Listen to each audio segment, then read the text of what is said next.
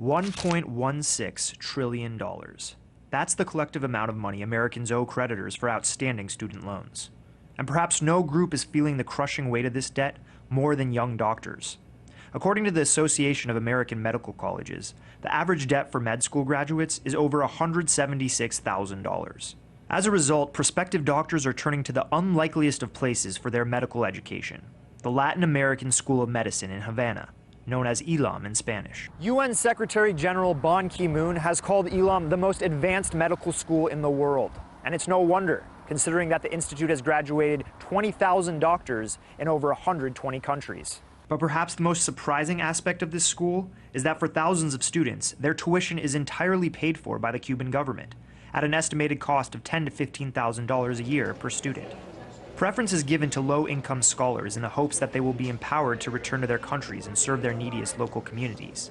And yes, that even includes American students. The reason why I wasn't so sure I'm going to a medical school in the U.S. because the huge amount of loans that a student has to take out, and that kind of shackles a person to the medical system. For Pennsylvania resident Jessica Mansbach, the decision to come to Cuba went far beyond just avoiding a crippling financial burden. I think many of us have had the experience in the U.S. healthcare system that equipment and intervention and diagnostics is useful when it's needed, but it's overused in the States.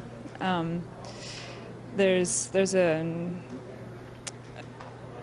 a lack of preventative care. And according to the students we talked to, it's this preventative, holistic model that is emphasized from day one at ILAM. Throughout their time at the school, students are sent to 14 urban and rural areas throughout Cuba, where they learn to consider the societal and cultural factors that contribute to a patient's health. A patient's willingness and effort to follow the doctor's plan, which is supposedly what's going to make them well, the primary and most dominant factor in that is the patient's view of the doctor, and that view of the doctor has a lot to do with how well that doctor knows how to really relate to a person as a person. Yeah, I wish I could bring this new view of medicine in my country, first of all, and then to see how I can stimulate my government to try to see another way. So considering that these students are expected to return to their home countries after graduation, what exactly is in it for Cuba? Well, cynics maintain that it's merely a beneficial public relations program for the Castro government. But Dr. Heidi Soca Gonzalez, the vice academic dean of ILAM, says that the school is just the latest example of Cuba's internationalist approach to health.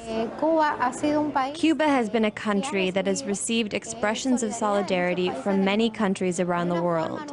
And for Cuba, one form of responding to this solidarity has been giving our medical help to countries most in need. Of course, the school is not without its flaws, as access to expensive medical technology, up-to-date textbooks, and adequate living expenses are extremely difficult to come by, due to both the blockade and government restrictions. Cuba has the innovation, and they just haven't had the resources. One of the things that the medical community suffers from is just lack, or probably all the current communities, is lack of information because of the blockade and the lack of access, internet access, telecommunication access. For us, mainly here in the school, most of the students from Africa, we have a lot of problem to receive our stipends from our government, because they normally from Central Africa, money should pass through Europe before reaching here. But despite these limitations, every year ILAM continues to produce thousands of doctors that probably never would have existed for a world that desperately needs them. Cuba is offering me the chance to be a free man, to go back to my country and to provide for people who are inadequately treated, or who don't have the opportunity to have a good doctor that really cares about them. In Havana, Cuba, for Breaking the Set, this is Cody Snell.